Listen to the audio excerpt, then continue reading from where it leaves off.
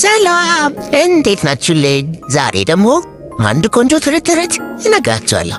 አብራችሁን ቆዩ። በአንድ ቆንጆ አረንጓዴ ዱር ውስጥ ትንሽዬ አጋዘን ከእናቱ ጋር ይኖር ነበር። እናም መሮጥና መጫወት በጣም ይወድ ነበር። እናቱ ሁልጊዜ እንዲህ ትለው ነው፣ ከኔ አትራቅ፣ ዱሩ አደገኛ ሊሆን ይችላል ብላ ትለው ነበር። እናም አንድ ቀን ጠዋት ላይ በጣም ቆንጆ ቢራቢሮ አየ። እናም ቢራቢሮዋን ለመከተል ወሰነ። እናም ይከተላት ጀመር። እየሮጠ ሳለ ከእናቱ ርቆ ሄደ። በመጨረሻም ሲቆም ብዙ እንደራቀና እንደጠፋ ተረዳ። እናም ደነገጠ። ዱሩ አሁን ጨለማና አስፈሪ መስሎ ተቀየረ።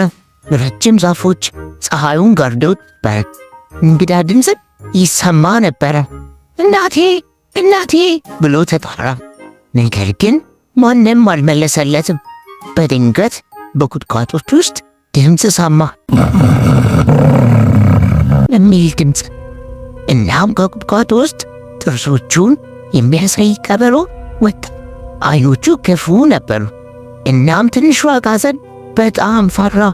ልቡ በፍጥነት መምታት ጀመረ። ከዛም ቀበሮ ቀስ ብሎ ቀረበው። ከዚያም በድንገት ዝሪ አለ። ነገር ግን በዚያን ጊዜ እናቱ በፍጥነት ደረሰች። ከፊቱ ቆመች፣ እግሩንም መታችው። በድፍረት ቀበሮውን ተመለከተችው። እናም ቀበሮ ጮኸ፣ ነገር ግን ወደ ኋላ ተመለሰ።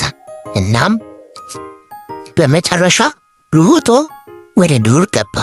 ከዛም እናትየው ትንሹን አጋዘን በፍቅር አቀፈችው። እናም እንዲህ አለችው፣ የትም ብትሄድ እኔ ሁል ጊዜ እጠብቅሃለሁ አለችው። እናም ትንሹ አጋዘን በእንባ ተሞላ። እናም እናቱ አጥብቆ አቀፋት። እናም ከእንግዲህ ወዲህ ካጠገቧ እንደማይርቅ ቃል ገባላት። እናም በዚያን ቀን ትንሹ አጋዘን አስፈላጊ ትምህርቱን ተማረ። የእናት ፍቅር ጠንካራ፣ ደፋርና ሁልጊዜ የሚጠብቅ እንደሆነ ተማረ። እናም ሁልጊዜ እናቱ ያለችውን መስማት ጀመረ ይባላል። እናም ሁልጊዜ ወላጆቻችሁን ስሙ ልጆችዬ።